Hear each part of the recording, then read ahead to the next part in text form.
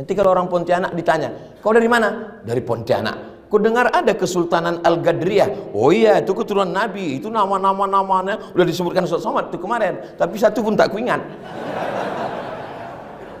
Assalamualaikum warahmatullahi wabarakatuh.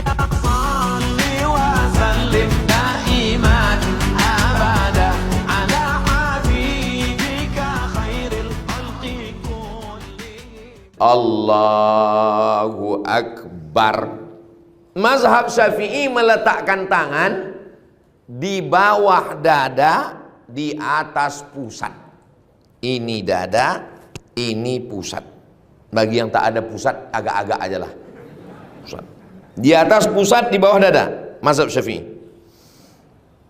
Ada pula kami tengok Pak Ustadz yang meletakkan di atas dada kiri.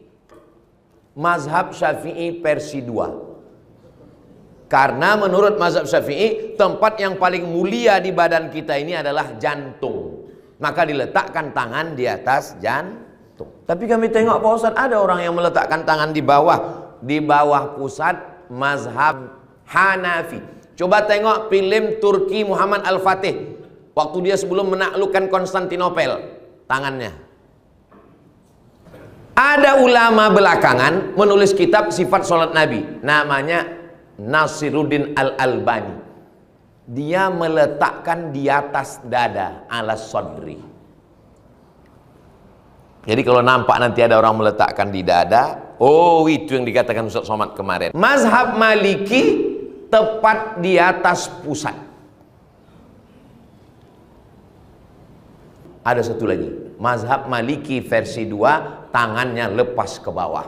Saya di Maroko mazhab Maliki 2 tahun. Allahu Akbar. Tapi tak pernah sekalipun saya buat di masjid saya. Kalau saya buatlah itu di masjid saya, Allahu Akbar, langsung jamaah itu di belakang sesat. Tapi jangan semua ini dibuat. Untuk apa Ustaz sebutkan yang atas dada, antara dada dan pusat, di atas pusat, di bawah pusat? Saya sampaikan supaya jamaah tahu.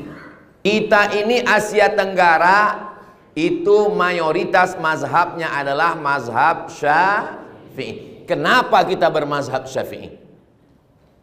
Islam yang datang di Indonesia dari India. Kalau memang betul dari India, berarti kita bermazhab Hanafi. India, Pakistan, Bangladesh, Turki, Hanafi. Kenapa kita bermazhab Syafi'i? Kita bermazhab Syafi'i karena yang datang membawa Islam kemari dari Yaman. Yaman mazhab Syafi'i. Siapa yang datang dari Yaman itu? Yang datang dari Yaman adalah Nabi punya anak perempuan namanya Sayyidatuna Fatimah. Fatimah punya anak laki-laki namanya Sayyidinal Husain. Sayyidinal Husain punya anak laki-laki namanya Ali Zainal Abidin. Ali Zainal Abidin punya anak laki-laki namanya Muhammad Al-Baqir. Muhammad Al-Baqir punya anak laki-laki namanya Imam Ja'far Shadiq. Ja'far Shadiq punya anak laki-laki namanya Ali Al-Uraidi. Ali Al-Uraidi punya anak laki-laki namanya Muhammad An-Naqib. Muhammad An-Naqib punya anak laki-laki namanya Isa Ar-Rumi. Isa Ar-Rumi punya anak laki-laki namanya Ahmad bin Isa Al-Muhajir. Kenapa dia disebut Al-Muhajir?